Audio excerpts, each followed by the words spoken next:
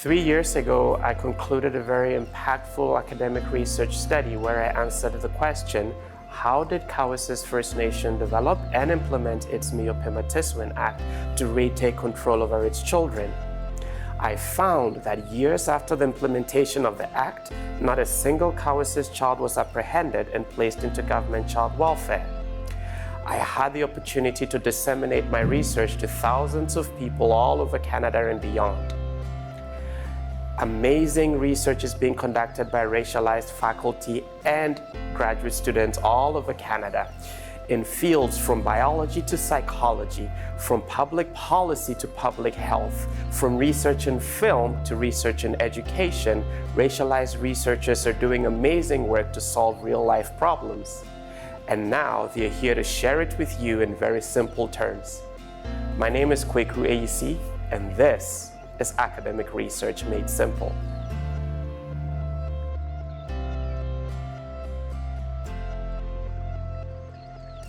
Hello and welcome to Academic Research Made Simple podcast, or ARMS. My name is Kwaku Ayisi. I am a PhD candidate at the Johnson Shayama Graduate School of Public Policy at the University of Regina. Amazing research has been conducted by racialized graduate students and faculty all over Canada. And today, we have an incredible researcher, Kamogelo Amanda Matebekwane.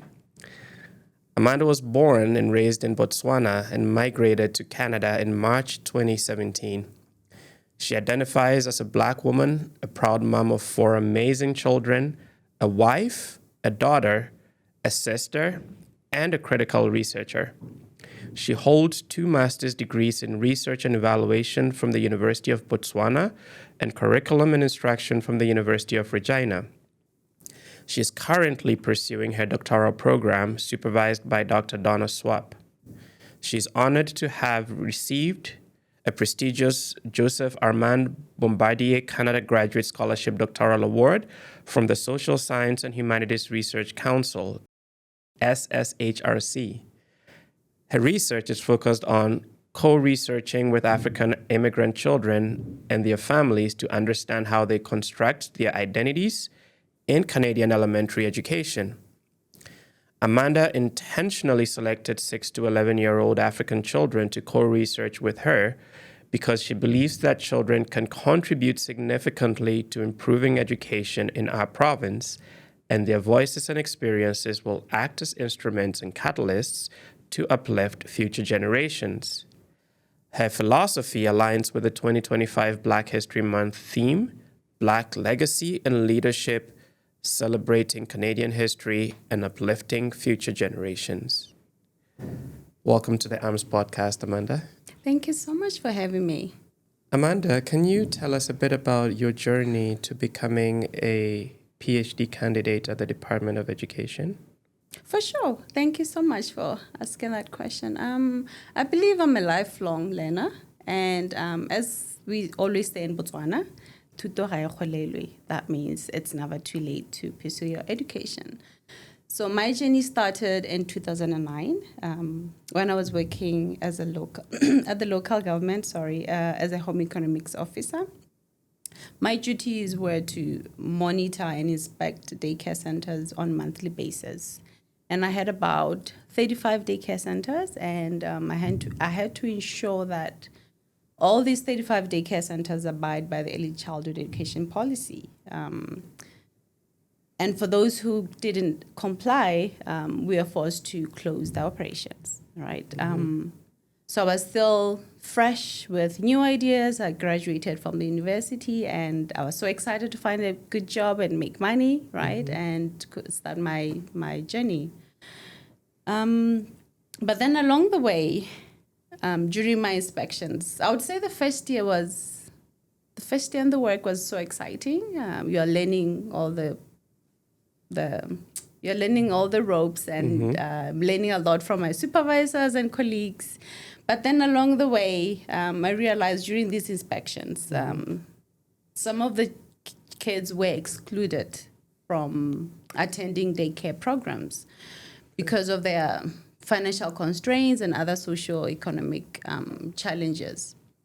So this really, it didn't settle well with me. So I approached my supervisor and my colleagues and raised these concerns, but I was told to do my job, right? I shouldn't worry about what's happening in the community. I should just focus on doing my job. So that didn't settle well with me. Then I remembered the former president of South Africa's and the Nobel Peace Prize winner, the late Nelson Mandela. He mentioned a very profound quote, and I'm going to read it because I don't want to mess it up. Sure. It goes, education is the great engine of personal development. So just remembering that quote. It's a simple quote, but very powerful. I decided to quit my job, and I enrolled in my master's degree. That's the one I did in Botswana, research and evaluation. So during my master's, I learned a lot about research skills, how to mobilize the community, and doing needs assessment. So I used those research skills to mobilize about 60 orphans and vulnerable children. So just to recap, the job that I had was in a different district. It was in Katlan district. Now, after I quit, I went to the city now, the capital city of Botswana, which is Gaborone. So I did my master's there in Gaborone. That's where our university is, of course. Right. And that's where I did my research at the city. So what happened was I contacted the local government there at the city to recruit the vulnerable kids, because I've seen in Katling how the kids were being treated by the education system. So I thought maybe because we're in the city, things are different, people have opportunities, but no, I was wrong. So I sat down with I managed to recruit, and I sat down with about 60 OVCs. Yeah, they're called OVCs, short for orphans and vulnerable children. These are the kids that have been marginalized because of their socioeconomic status. Okay.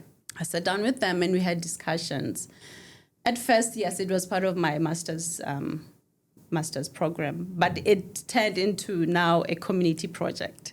Okay. So I sat down with these kids and we had some long discussions to understand how their experiences are in the community at school. And I also asked them for the ideas, what they think can be done to improve their status.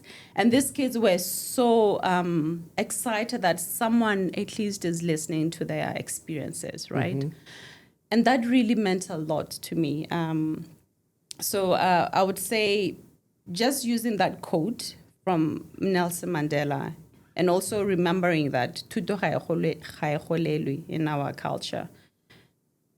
I went on with my master's. Then in 2017, I came to Canada. I graduated in Botswana, and then I joined my family here in Canada in 2017. And now things were totally different, because now I'm moving to a new country, and I felt so different. It was the first time I felt like I didn't belong. Okay. And I didn't know how to respond when someone at the store just give me a smile, but never say anything, never say hello. So I got stuck, like, okay, how do I respond? And then I didn't know how to react when every time I go to the hospital, this lady speaks English so loud and so slow. So I didn't know how to respond. So I started speaking like her, I started speaking English loud and slow, because I thought that's how it's done in Canada, right? Okay. And I didn't know how to support my kids when they come home crying. When my little girl, I think she was about 6, she cried saying that the white boys were pulling her hair to check whether it was real. And when she reported to the teacher just dismissed it and said they're just being boys. So those were the struggles that I had when I came to Canada, and it was really overwhelming, and I didn't know what to do with that.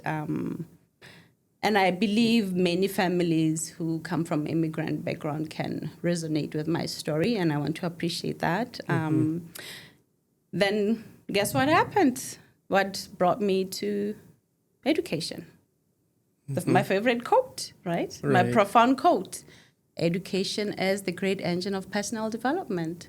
Because I didn't understand what was happening, I thought, you know what, maybe let me change my way of understanding my new home. Then I enrolled in my master's in education, my second master's now, at the University of Regina.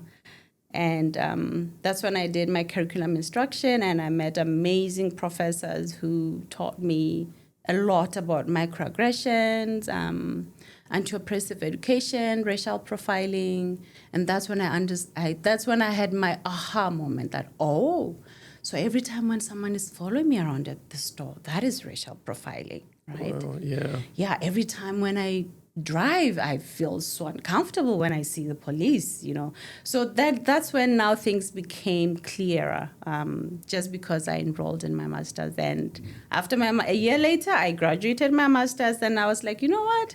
I think I'm liking this critical research and learning about this awesome terminology and how it works in the society. How about I enroll in my PhD? So here I am doing my PhD, and I hope one day I'll graduate. Yes, that's my journey. Oh, that's a great story. I found a lot of inspirational pieces in there, but I also empathize with the challenges that you faced. But ultimately, it's brought you to this point where you're doing your PhD to provide a lot of value to society at large. So thanks for sharing that. Can you tell us a bit about the field of education? I know the scope is quite broad. There's a lot of research being conducted, but can you just share a couple of the research that's being conducted either at the Department of Education, at the University of Regina, or even beyond? Yes, I want to express my gratitude for being part of Faculty of Education at the University of Regina, because our faculty aspires to be a leader in anti-oppressive research and teaching and learning. And we also strive to incorporate disciplines such as equity, diversity, and inclusion in everything that we do, in our scholarships, in our research, in our teaching and learning. So I'm really glad to be part of that community that aims to address social justice in the Canadian education system. Right. So I'll mention a few projects that I was involved in. One of them was with Dr. Donna Swap, a very passionate social justice warrior who proactively engages in research that identifies and disrupts white supremacy in the society. So what we are currently doing is we are involved with Black Engineers of Canada to conduct a study that explores experiences of Black engineers in Canada. So what I'm doing is I'm using SPSS software to analyze the data and to come up with the themes that I imagine from the data.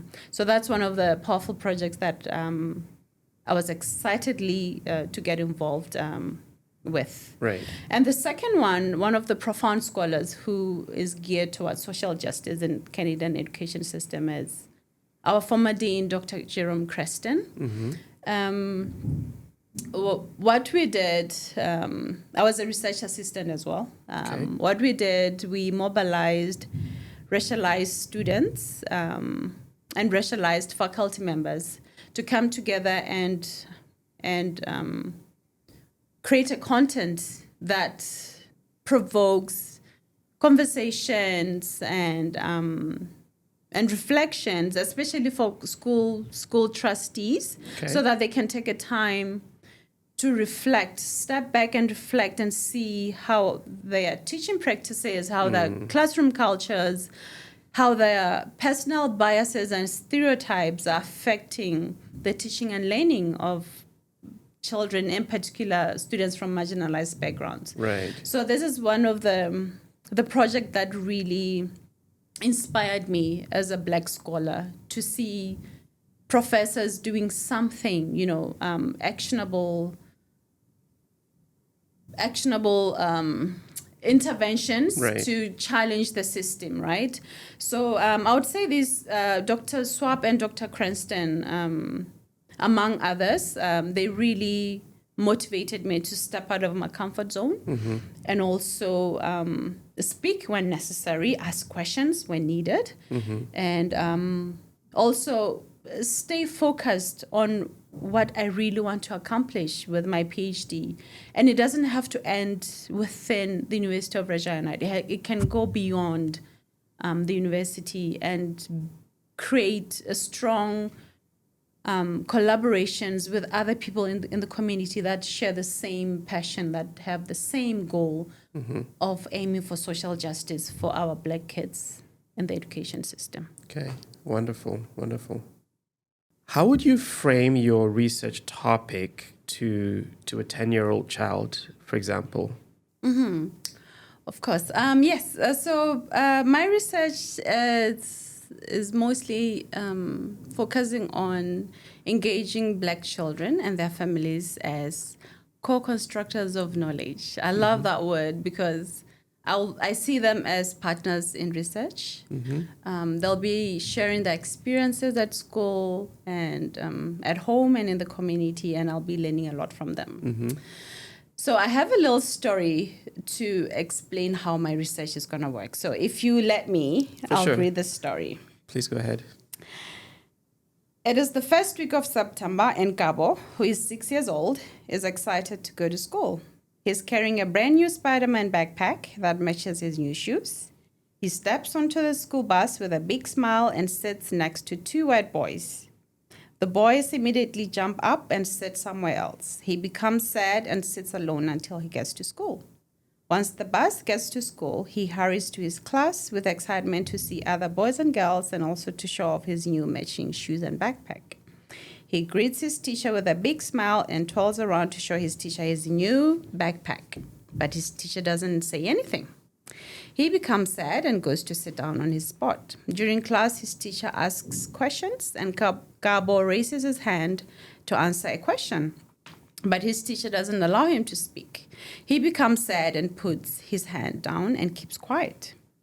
During recess, he plays with other boys, and his teacher looks at him all the time and tells other teachers that Gabo plays rough and is aggressive with other kids. After recess, the class goes to the library to find books they can take home. Gabo is stuck. He cannot find any book that has kids that look like him. He's sad but has no choice. He picks a book about bunnies. It was time to go home. Gabo did not get a chance to say anything in class. His teacher did not say anything to him. As Gabo sadly gets onto the bus, one boy calls out, "Hey, Spider-Man, come sit next to me." Finally, someone could see Gabo, and that made him smile so big.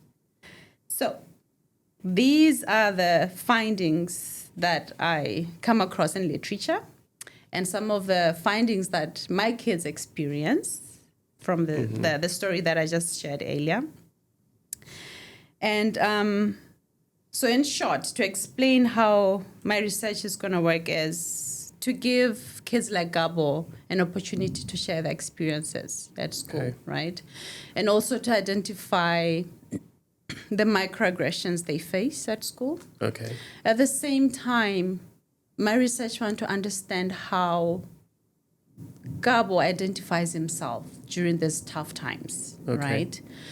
And also to give him that opportunity to share what makes him so sad, what makes him so happy, and also who is supporting him during all this time. So that's the overall summary of what my research is all about. Okay, Yes. wonderful, wonderful. Okay, so what made you decide to research into this topic? I would say one of the main reasons why I decided to research this topic was my struggles as a Black mom, as a Black parent, who's navigating the microaggressions and discriminatory behaviors that are inflicted on my kids' learning and development. So I would say this research is, like I said earlier, with my favorite quote of all times. it is a great engine of personal development, because I want to understand how other scholars are using their philosophical framework to unpack the social injustice that is happening in this education system. So also to acknowledge the fact that my story is not different from other immigrant families, and our stories come across literature, and there is evidence to indicate that our Black kids are suffering in school. So those are the main reasons why I'm doing this research. Okay. Okay. How would you describe the main problem that you're trying to research with your research questions in terms of discrimination against marginalized or Black kids? How would you describe the main problem for people to understand? Yeah. Oh, yeah. I want to focus on one major problem that I've realized while I'm doing my literature review. There's a concept called preschool to prison pipeline. I don't know if you've heard about that concept before. No. What it does is, the way we explain, I understand it. I might be wrong, but I'll just explain the way I understand it. Is that the Canadian education system is set up in a way that young kids as old as 4 years old get expelled from preschool. Okay. And most of these kids are from racialized background. They're Black kids, Indigenous kids, and other racialized kids. Okay. And that is the big problem, because one day I was reading this article online about a 4-year-old boy who got expelled from daycare in Newfoundland and Labrador province. The daycare claims that this boy wouldn't get ready to go outside. Okay. He's only 4 years old, right? And they also claim that he got expelled because this stuff didn't feel safe around him. Oh, I see. We are talking about a 4-year-old Black boy, and teachers don't feel safe around him. Wow. And this, I wasn't surprised to hear this story, because this is what I read across literature. Right. There are lots of excuses for daycares to expel and suspend our Black kids. Okay. So what happens is now this becomes a problem, because the kids who got expelled are the same kids who could benefit a lot from preschool. Right? Because I believe beyond academic and cognitive skills, young kids need to learn emotional and social skills, correct? And these skills, they're going to use them as they grow up. They need to learn how to build positive relationships. They need to learn how to make responsible decisions, how to show empathy for others. Right. Now, imagine this 4-year-old gets kicked out before he even learns these skills. Yeah. So what happens to our kids? Yeah. Hence the preschool to prison pipeline, right?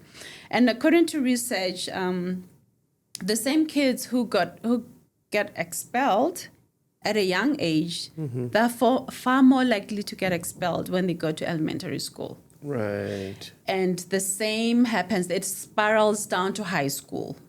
If they had issues in preschool and had issues in elementary, they're going to have the same issues in high school, right?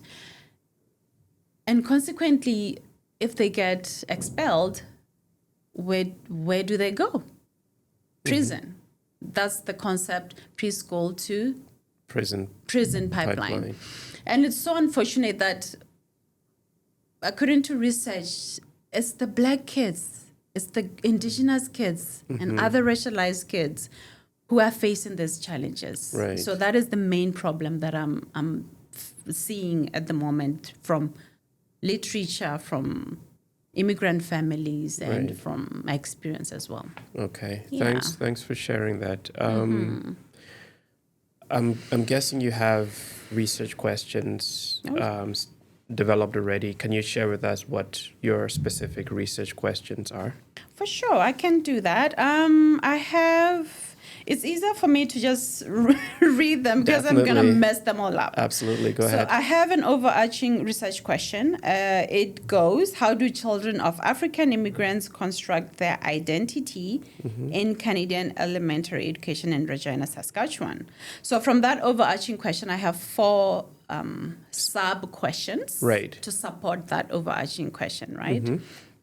Oh, excuse me. The first one is, how do children of African immigrants understand and articulate their identity? So this question basically wants to understand how children view themselves, Okay. right? And so some of the questions I'll be asking them will be, would you mind sharing with me, who is Kwaku, right? Okay. Who is Gabo? What makes you describe yourself that way? Right? Because some kids, sometimes they can't find words to describe how they can identify themselves. So I've made my research so flexible in a way that it will allow them to draw. Okay. Right? So I'll be saying, okay, when you think about Kwaku, what image comes to your mind? Can you draw that image for me? Okay. So here is a way of probing how they identify themselves, right? Yes. So the second question is, what are the experiences of children of African immigrants at school as they construct their identities? So basically, this question will be probing on their schooling experiences just Okay. at school, and how things like, how do they interact with other kids? How do they feel around white kids or other racialized kids?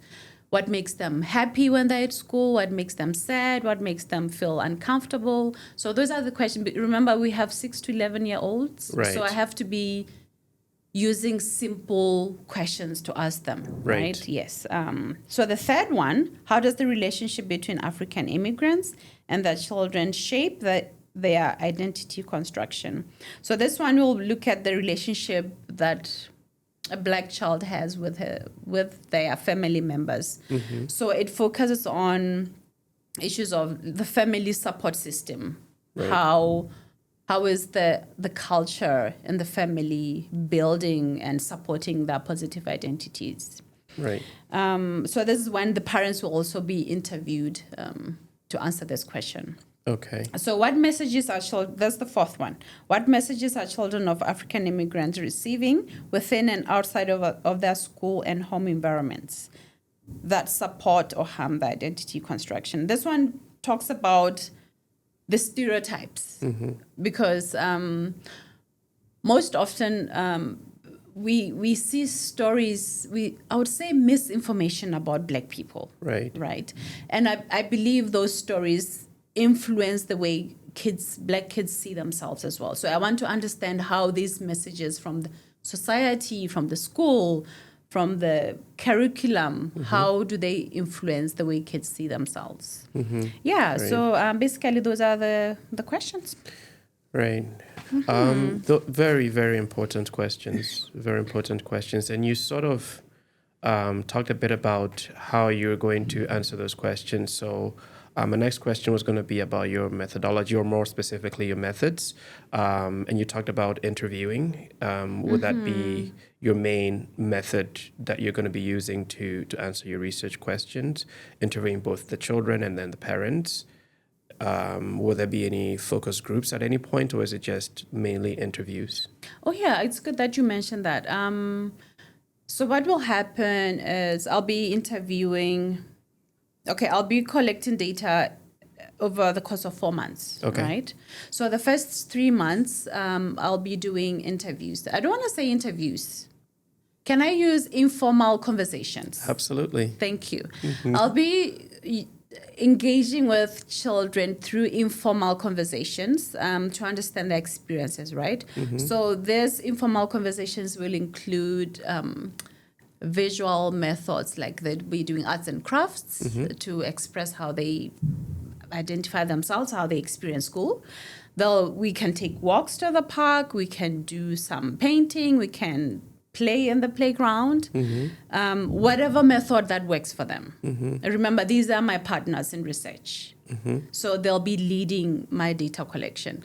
I may have everything planned out, but you know what? You never know what happens in the field. So they'll be the one deciding how they want to share and what information they want to share.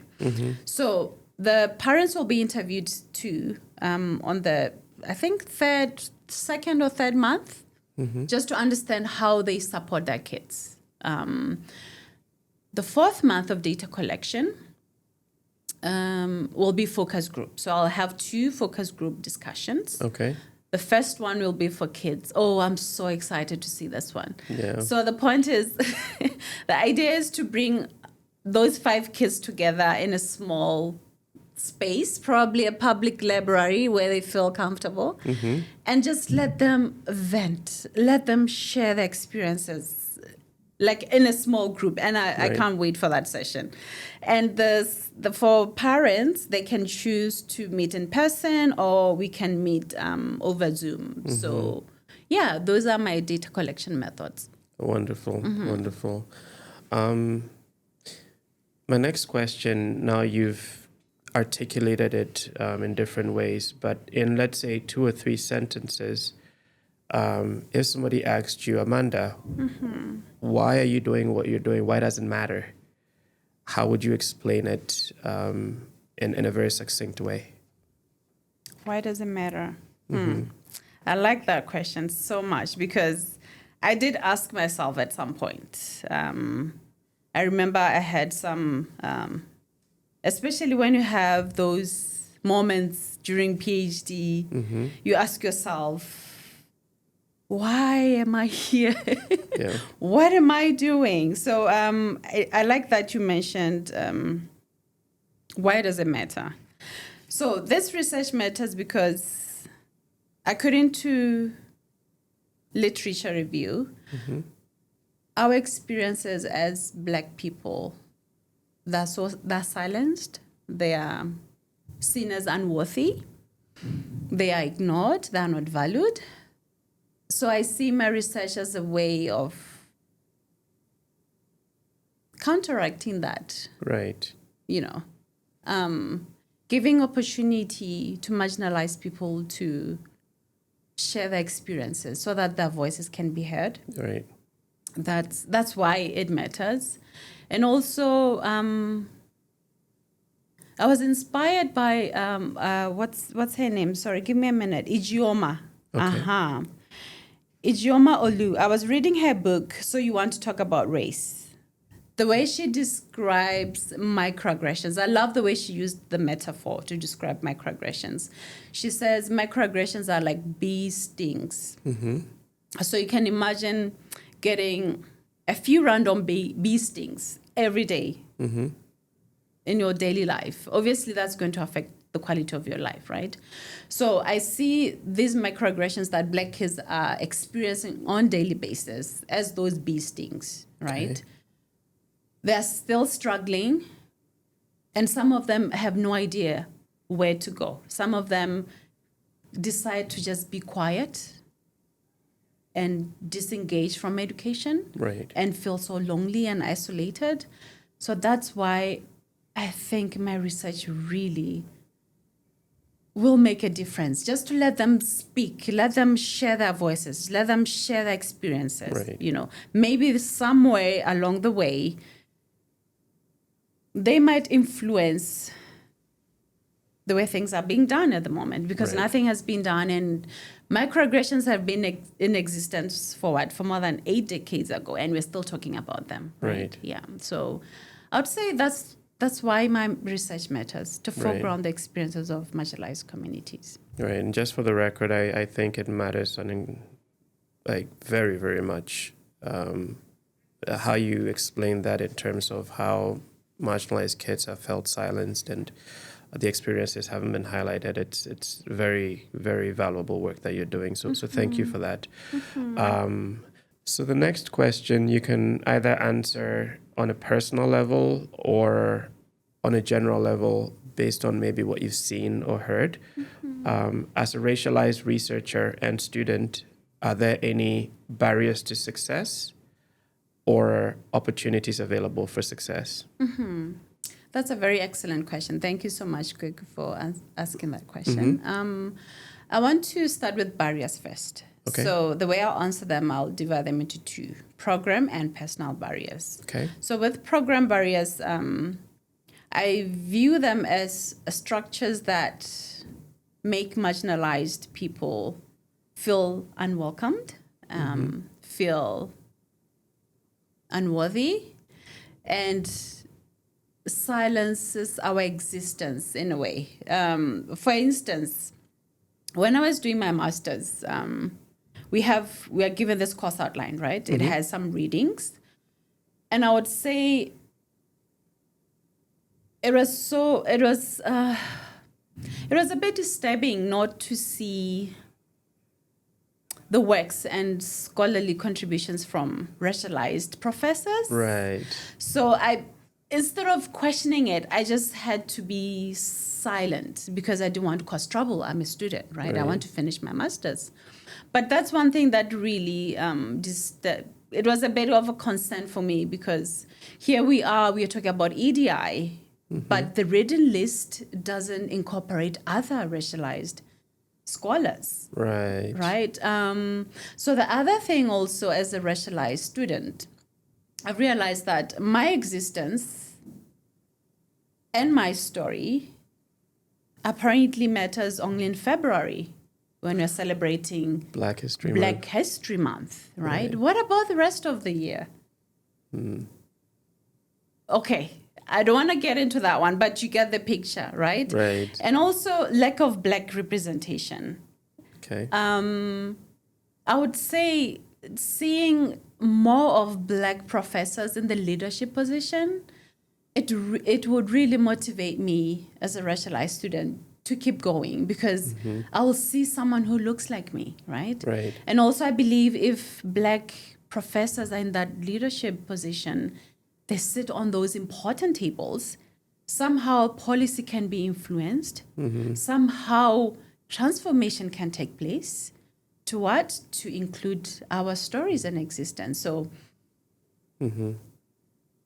So those are some of the program barriers. Program barriers. Right. Thank you so much for reminding me. Yes. I got lost there for a bit. Yeah. Now, going to the personal barrier. There's one thing that I'm still grappling with. Okay. And I know I'm going to regret this later in life, but I'm just going to share it because I know some of the students are experiencing the same barrier. There's this thing called imposter syndrome. Right. I don't know if you've heard about it. I have. Yes.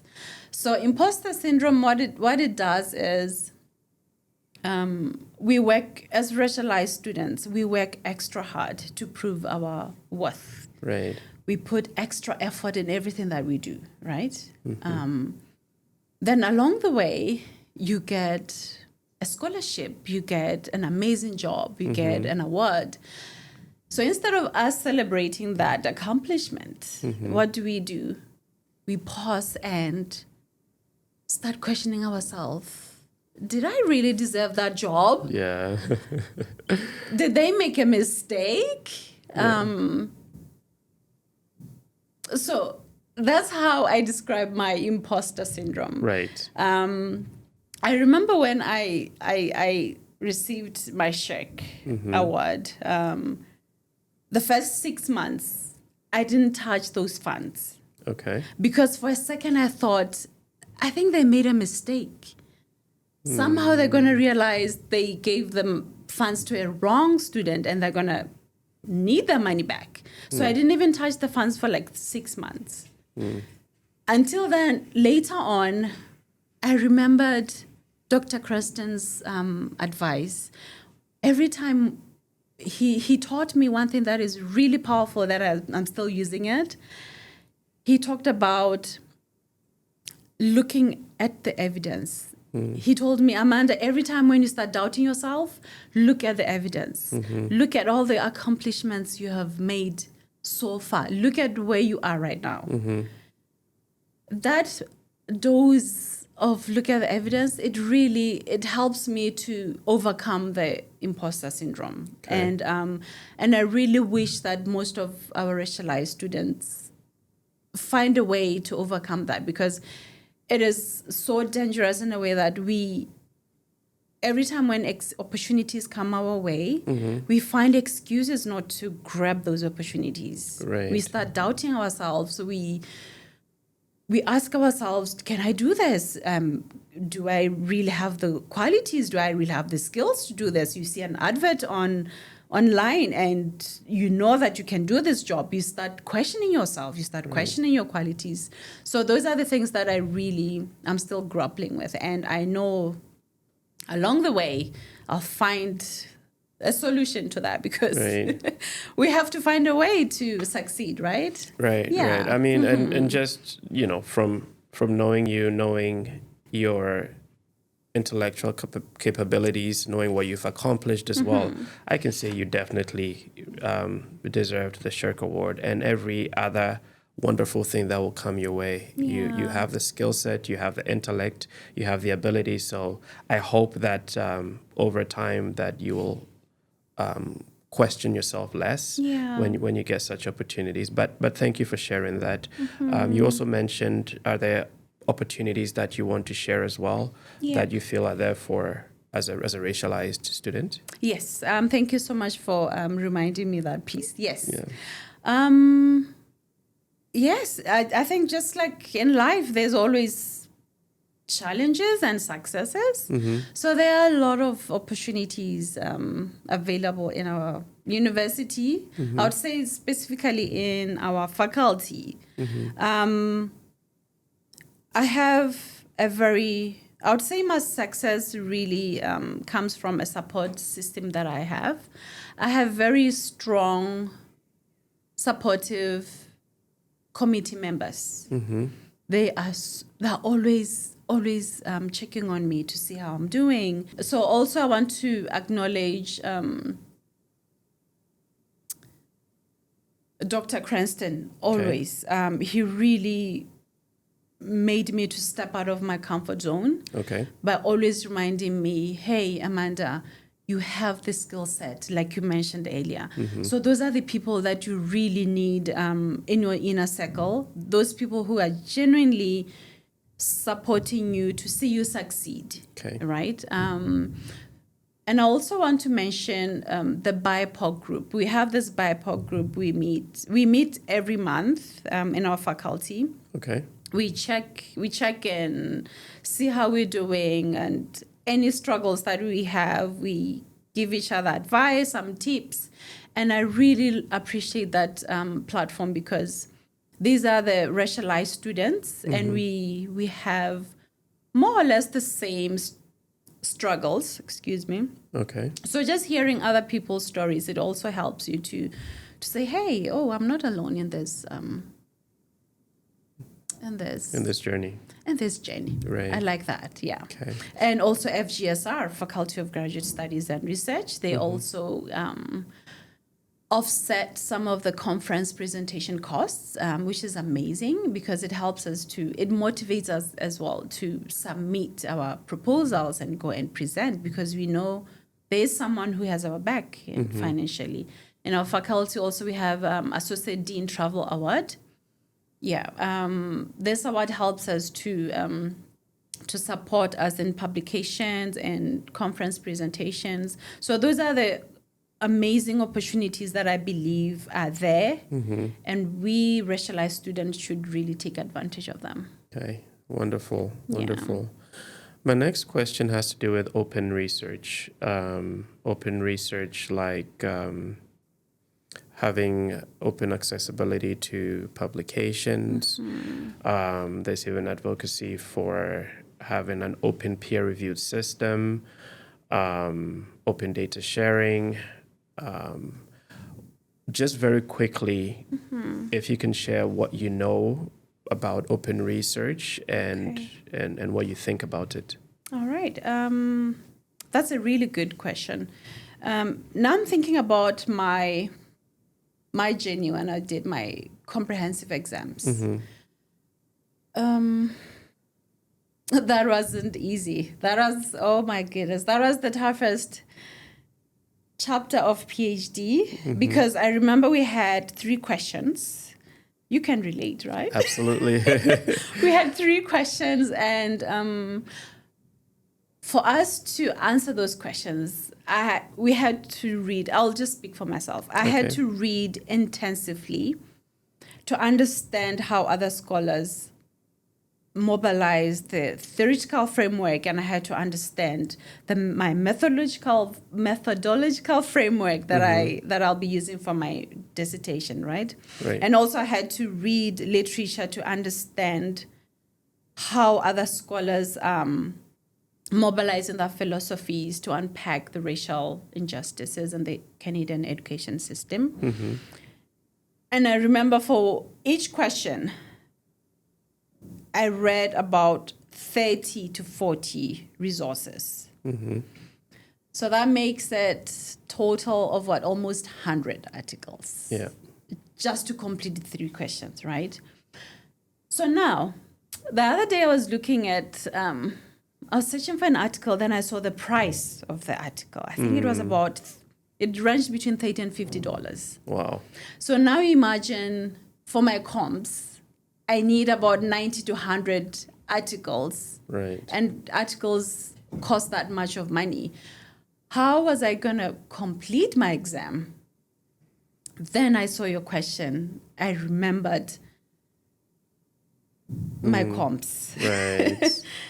And I want to appreciate and I want to express my sincere gratitude to the government of Canada for having open access publication, open access resources that we can freely access them through our University of Regina Library, and making it so friendly, user-friendly, and cost effective. At the same time, knowing that articles are free of charge, as emerging scholars, we get motivated. We get motivated to publish our research, to publish our work, so that we don't have to worry about, I have to pay this amount of money to publish my research, right? So I really appreciate this initiative of having open access research. Yes. Okay. So that's my your thoughts. Yes. Wonderful. My next question has to do with dissemination of research. How first have you had opportunities to disseminate your research, and what are some of the platforms if you have? Yes. I want to digress a little bit, but I'll come back to your question. About 3 years ago, I published my article. It talked about counter-storytelling, using counter-storytelling as a resistance tool to disrupt and reimagine inclusive early childhood education programs, right? So from that article, I think I was just expressing my personal experiences, and I was advocating for using storytelling to heal, to share our stories, to connect with other communities, right? Then I think about sometime last year in the summer of 2024, Lily approached me. Lily, a remarkable woman and an author for our e-newsletter called EduPulse. Yes. She approached me and said, "Hey, Amanda, I read your article. Can you please come? Let's chat about your article and your experiences." Imposter syndrome, huh? Remember that one, eh? Yeah. A great opportunity came my way, and I was like, "Oh no, I don't think I can do this." Right. But guess what? I looked at my toolbox. In my toolbox, I saw wonderful things, and I told myself, you know what, you can do this.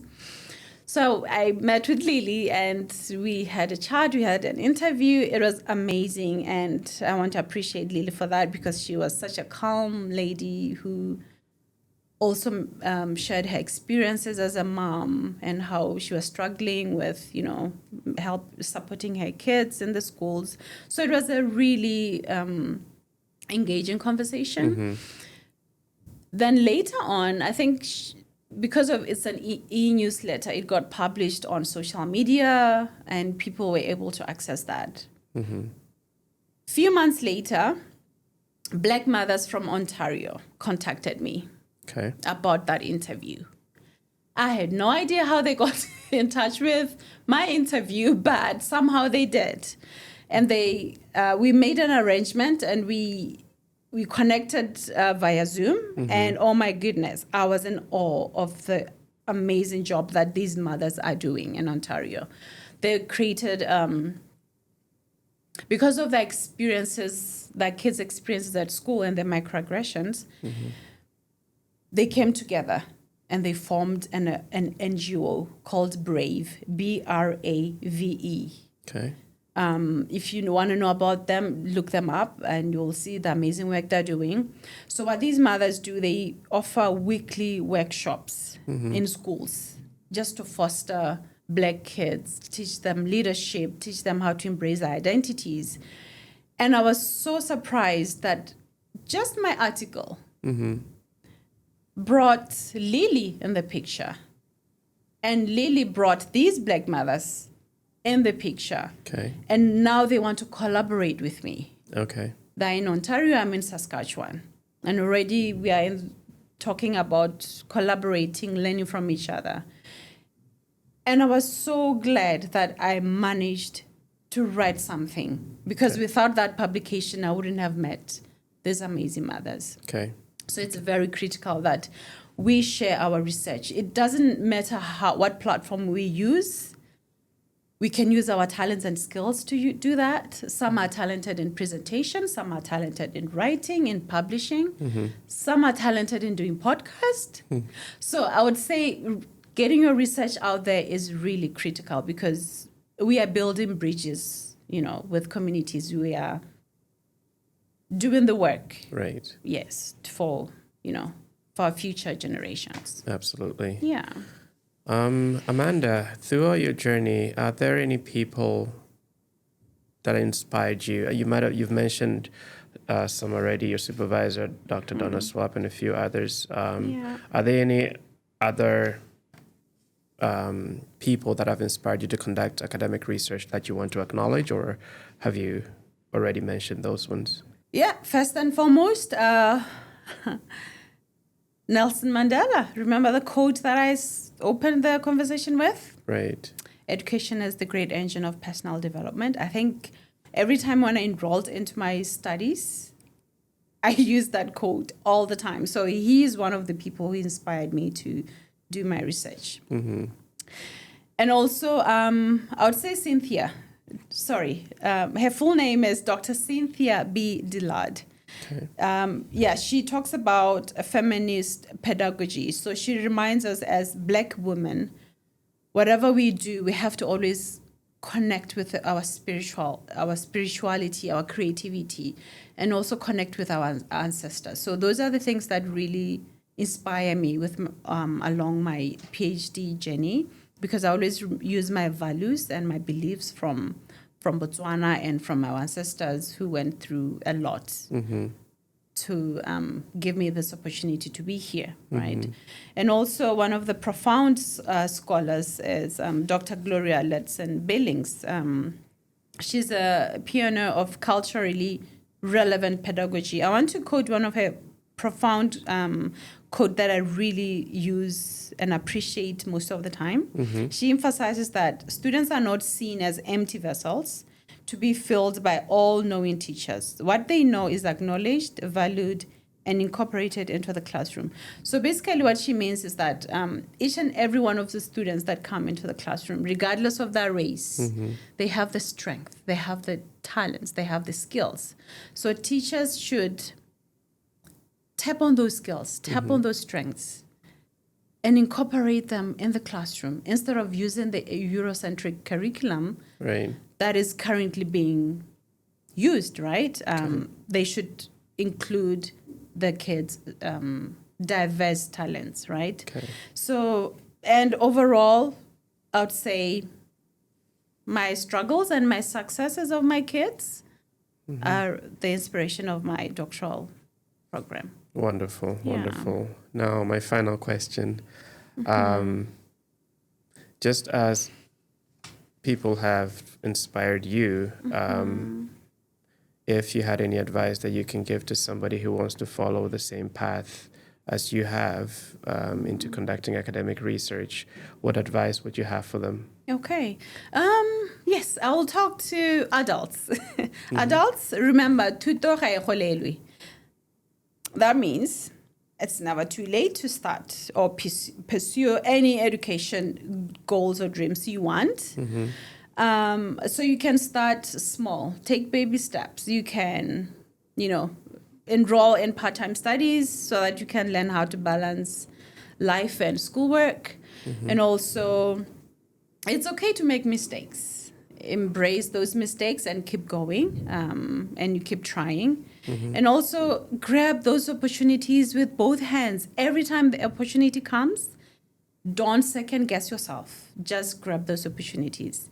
So for kiddos out there, I would say, hey, it might be a bit blurry at the moment. It might be things look a bit difficult. But trust me, it gets better as you get older because we learn as we grow older. We make mistakes and we learn from those mistakes. So what I'll say is keep going. And also, I know each and every one of you guys have your talents, have got your strengths.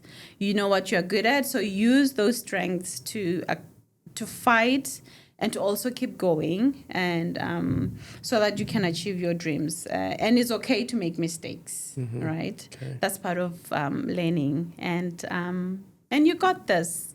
Okay. You got this. Yeah. Okay. Wonderful. Well, Amanda, it's been wonderful having this discussion with you today. It's been very inspirational to me, and I'm sure to a lot of people out there who will be watching as well. So thank you very much for joining us on the ARMS podcast today. Thank you so much. Yeah. Thank you so much for joining us on the Academic Research Made Simple podcast. Please tune in again for another episode where we discuss wonderful research being conducted by racialized faculty and racialized graduate students.